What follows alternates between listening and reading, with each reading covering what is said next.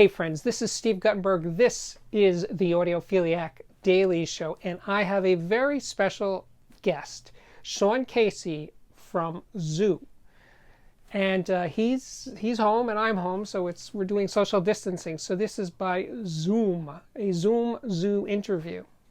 And I have to say, I had a great time. But the catch is the picture and sound quality of Zoom, at least the way I did it, is iffy. It's not great, and I apologize for that. And also apologize that while I'm interviewing Sean, I'm actually looking away from him. It's a technical issue. I apologize. It's kind of weird, but just look at Sean. Don't look at me. You see plenty of me. Anyway, the subject matter of the interview is what makes it must-see TV. First of all, we talk about how he got into this, and he had an epiphany at age 7. He was at a high school set up for a concert or something, and the sound engineers, he was watching these guys assemble the PA system, which totally sucked him in, and then they played to test it Dark Side of the Moon, Pink Floyd Dark Side of the Moon. And he had never heard, he was 7 years old, he had never heard Dark Side of the Moon.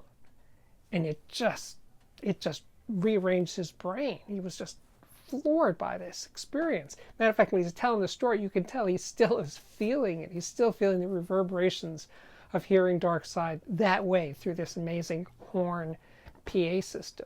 Talked about this upcoming DIY Zoo speaker that's going to use a 21-inch woofer. Yes, absolutely. But we also talked about, well, his love of high-powered amplifiers, which I didn't see coming. I always think of Sean is into low power, single-edge triode amplifiers and blah, blah, blah. He's like, no, I like power. The more the merrier. And he talked about the speed and power you get, even with high sensitivity speakers like his own and horn speakers. He likes powerful amplifiers. So it's a fun interview. And again, I apologize for the iffy picture and sound quality, but I think the content makes it absolutely worthwhile. So let's get to it. Yeah. I've interviewed, we've had a million conversations over the years. We know each other like a good 12 or 13 years. Right. But I don't think I ever asked you about who were your inspirations of other speaker designers before you were a speaker designer yourself. Who were you into? Well, I wasn't picky. That's funny. Some of the people that made the first big, one of the guys that I really tunneled into as a kid was Paul Klipsch. The folded corner horn was it was interesting mathematically, folding up a horn inside of itself, basically an expanded mega horn, the little, like the PA style, right. But for home audio, it was really cool. And so I studied that. Some of the Bozak stuff, the Jensen Imperial horn was also really interesting to me as a kid. So, and then Harry Olson, his book, it's got a different name now, Science and Music. So he's only got one book. He's the godfather of a lot of stuff. This direct radiator godfather. So I studied a lot of his stuff. So he was with RCA. The twin cone RCA was really cool, single voice coil, but separated in the surround, with a surround in between the on the cone halfway through. It was pretty interesting. Yeah. I forget its number. Pretty famous little driver. But yeah, so Harry Olson, Paul Klipsch, the Jensen guys, and all things that were horns, generally. So I really loved straight horns. The folded horn was interesting just from hey, how does this work? What are the disadvantages compared to a straight horn? So yeah, those are some of the things I was interested in as a kid, to speaker designer wise. There's a lot of math involved, I'm guessing, right? Yeah. So in horns, it was way over my head, but I was drawn to it intellectually as well as emotionally. I was a young kid, very impressionable, just very aware, love to just watch and observe things. But I was at a high school stadium of sorts. I can't remember exactly where I was, but it was like a stadium, but a small one, like a high school. And they were all these guys in black are setting up a stage, and they're setting up a sound system. And I'm sitting on the high jump foam pit, and like I'm the only kid, and I'm watching all these people set this stuff up. And it was a big horn system. They get it mostly together. They're not aware. They could care less about this punk kid sitting on the mat. But Pink Floyd, Dark Side of the Moon just must have come out. I'd never really heard rock and roll because that was Satan's music. I wasn't allowed to hear rock and roll except for maybe Elton John at this time. I may have been exposed to Elton John. So they dropped Pink Floyd Dark Side of the Moon on, it was a cassette player or a reel-to-reel, I can't remember, but it was tape. I remember it being tape, and they dropped this on this system, and it sucked me in like it transported me to a whole new place. And I was totally captivated, mesmerized, sitting there on the high jump pit, foam pit, just out of my mind in a good way. And then the weirdest thing happened. One of the guys that was, the roadies or whatever, the guy dressed in black, he noticed that I was now in his world. And I realized I was in his world too. And that was a transformative moment. And then the rest of them also recognized without saying a word to anybody. Like the whole time when these guys in black were setting up the system, nobody talked. They all knew exactly what to do, how the stage goes, how the sound system went together. And then, it was so at that moment, I was like, I got to know more about that stuff. Wow. And so horns. So then, so by the time I was like 14, I'm trying to understand all of this horn stuff and growth rates and how it behaves within the horn and directivity indexes and what kind of a driver works within what kind of horn and why. Totally over my head. But it was, but I stayed with it and really, So that's where I learned pressure differentials. And that is through the study of horn because I wanted that. And did you make your first speaker? I was probably 13, 14 when I made my first real speaker system. So before that, I found a pair of Klipsch Lascalas in a dumpster at Utah State University, a local university. And so I rebuilt those, and most of the stuff I had built up until that point were direct radiators, really simple two-way kind of stuff. You get loudspeaker, how to build loudspeaker book from whatever. And there were a bunch back then, or Speaker Lab up in Seattle, they had plans. And so you would build some of that stuff. But about 14, I'm trying to actually figure out how I can build my own sound system so that I can, so that impression as a kid, like the entertaining, playing really great music, new sounds, transporting you and the people around you into a new sonic space. I wanted that. So by the time I was in high school, I had it down, and we had a cool sound system, and built from scratch using old SAE amplifier. You probably remember the old SAE 2500, was it? The big LEDs flashing across. Those sounded good. The first one was was it a D500, the old Hafler amp? It was kind of in between a studio / home audio. So that was part of the kit by the time I was 16, trying to do DJ shows. It was fun. So I was doing outside gigs. I didn't really care about my home audio space until maybe I was 17 or so. And then I tried to fit a pair of Klipsch horns into my basement that I hijacked from my parents because it was unfinished. And so I could.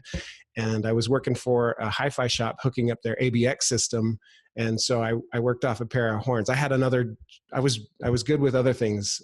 Audio was always a secondary thing. It was a distraction that I enjoyed. So like entertainment was fun. Building speakers was fun. I never thought I was going to make money doing that stuff. It was play money. You do a gig and you put $800 cash in your pocket, and your buddy that also helped you put $800 cash in his pocket. Like, that was fun. And so you had play money. But that's great. but no horn speakers for Zoo. Uh, until I can figure out how to fit them. There is a concept floating around. We're calling it the Horny Bubble or the bubble horn. Um, and it's high. So my math skills are actually fairly weak comparative to the concepts I want to play with. So I have to get help. But yeah, the Horny Bubble is it's a fun project. Some interesting new math that hasn't been applied to loudspeakers. We'll see where it goes. It's big. It's a 6.5 foot sphere. Okay. That's a very large horn. Yeah, Oh, yeah. whatever. Yeah, it's a horn. It's horn. Yeah. Anyway, so it'll only fit in barns. But that's being you as an East Coast guy and those Triad Mafia guys. They each seem to they buy a plot of land in upstate New York with a barn in it, and then they gut it, and then they put their great big huge old Western Electric horn stuff in there. Those guys are insane. Yeah. Well, there's Yeah, a thing Joe about Harley and those guys. I feel ashamed. And okay, so then I could jump to using very high-powered amplifiers with high sensitivity speakers, like a 200 or 300 watt amp with a 100 dB sensitivity speaker. Yeah. Why do you need all that power if you got such a high sensitivity speaker? But then Yeah. there seem to be advantages to that. Whether I think, yeah, so that's a different sound. So like I love single-ended triodes because they do a particular thing that not all good ones do a thing that I really love. And actually, no, there's not that many good amplifiers actually, whether it's solid state or tubes. There's a lot of shit, and then there's some good stuff. But you can get really fantastic sound with high power and high efficiency speaker, but it's a different thing. So what I get from that combo, for example, I've been messing around with crazy high power amplifiers for a long time. So when Crown came out with their iTech series, that stereophile party, I don't know if you were at the stereophile party where we brought like a dozen speakers and we had 20,000 watts and we rattled the lights out of the ceilings. I think it was was it an LA show? It was I'm pretty sure it was in LA, and I'm pretty sure it was one of the last stereophile shows. But so that was fun, but that's me being an entertainer. Really, that was what that was. It was like, it was cool and it was fun. And how many people? Well, Walter Swanbahn, he showed up. A couple other people showed up, and that was it. And they just were like, "Wow, this is crazy, Sean. There's nobody here. I know it's total failure. It was a total failure." But it was fun. So lately, I've been messing around with also more crazy high power stuff. And now they've got the power density into an amp. Like there's this company, Linea, out of the UK, and we've been redoing our burn-in rig at the shop. So we've got 60,000 watts on tap to burn stuff in with 3 amplifiers, because the power density is 20,000 watts per chassis. And these are small 4-inch chassis. It sounds really, really good. Like if it didn't have high fan noise, I would use this as a home audio amp because it's fun. So the transient attack, like rim shots and tom hits and like crazy guitar work that's very transient oriented, those transients approach, I mean, technically they're almost infinitely quick as far as their transient rates of attack. And so the more power you have, the more fun, the more realistic that can sound. Now, that's just one element of sound, but because triodes don't give you that sense of transient, limitless feel, but they do other things like that. You can swim through the soundscape. A good single-ended triode makes, especially on a good set of high efficiency speakers. Most of these are big horns that only fit in barns. The magic is of that sound is addictive. You got to have that too. So you got to have that, and you got to have the transient speed or infinite levels of realism. And that's the combo. They can That's have the both, combo. right? Yeah, They can have the single-ended triode amp, and they can have the high-powered amp. Yeah, and someday if we can, so once we get back to like 50, so like a high efficiency speaker. So when people say, "Oh yeah, Zoom makes high efficiency speakers," sure, our speakers are high efficiency relative to the competition, but they're still, they're 5% power. Their efficiency is 5%. this is pretty not good. So 50% is where things really get interesting. So, and then how we measure too, you know, like that's another thing. Or, well, it gets a little complicated, but true high efficiency is that's always been in my blood, and that's never going to go away, I don't think. So I'm hooked. I can't live without that. Oh, so we're going to talk about that. You're getting closer to making DIY speakers or kits or something. Yeah, the first one we did, it's on the website under the DIY section. The CAD drawing is there. It's really difficult to make. That's one. So it's a fun idea in my head, and we build a few, and then we had a few other people build it, and they're like, dude, you can't DIY this. Nobody can build this thing. So so I'm working on a variation of it. It's going to be a big box thing. Like I mentioned Bozak in the beginning. It's not going to have 8 tweeters on it, but it is going to be on the bigger, wider kind of voice of the theater. If you remember the old Baltic Lansing voice of the theater, it's going to be in that size and scope. But yeah, it's going to use the 10-inch coax that we use on our Soul loudspeaker, and then we've been really loving this new Eminence 21. I don't know if you've seen that Eminence 21-inch woofer. It's awesome. And they hang. So we can get a package that's 97-ish, 98% or 98 dB SPL at 1 watt. And you don't have to bi-amp it. And it'll dig down solid through really deep registers. Not to 20 hertz, but pretty damn low. It's fun. It's a cool sounding speaker. So and it's buildable. So that'll happen. Yeah, that DIY product. But what about a DIY using the 10-inch driver that you use in most of your designs? And tell the drivers. At the moment we don't. There may be like some version of a Almond Dirty Weekend, so we have messed with that. The problem with that is there's no cost savings. We've got the efficiency of production down so good that the kit almost costs the same as a finished speaker. So so the reason I gravitate towards this 3-way, this coax plus the 21, is it's an expensive speaker to ship. It's an expensive speaker to buy because, you know, the woofer alone is $600. So your parts count, you know, you're $1,200 for woofers. You're in another $400 for exotic coax, and then the materials. But if I can ship you just the materials for just the cost of materials, and then the $3,000 in labor is your savings, yes, I think people are into it. Right. So that's why and plus it's a speaker that I get a kick out of. I have a tough time designing speakers that don't float my boat. Of course. Yeah. You have those in your place or in the factory? Yeah. Well, there's Frankenstein variations of them. Not everything. There's a pair that are nearly photo worthy that aren't scattered mismatch of, you know, hodgepodge. Yeah. So yeah. There's a set. But as we discussed before we did the video today, the other day, we discussed that you're maintaining full employment. You haven't had to lay anybody off.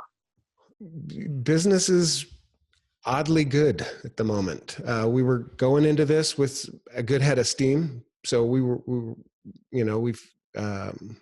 having fun and making a little money and then during this, it didn't seem to slow down. I mean, the top, you know, high expensive stuff that's almost stopped, but the demand for like the Almond Dirty Weekend, that is, that starts at $1,000 for a pair. A lot of people want these. They're bored at home. They're playing Nintendo. They want it to sound better, or they've got a bunch of records that they're finally digging out and spinning, and people would like to have them sound good. It feels good that we're busy, but it also it's eerie that we're busy at the same time, because I've got buddies that have lost their jobs and they're desperate. It's a very scary time. So it's your 20th anniversary. It's a weird year to have a 20th anniversary right now in the midst of this, but yeah, that's an accomplishment right there. Yeah. Congratulations. Thanks. Really. Well, it's been fun, and it's my pleasure. Yeah. This is the Audiophiliac Daily Show. It's my first Zoom video, assuming it's actually recorded and everything's okay. It's going to be really embarrassing if it didn't. But I want to thank Sean for taking the time in the midst of everything going on right now. So there'll be more. Thank you, Steve. Really appreciate it. All right. All right. Yep. Take care.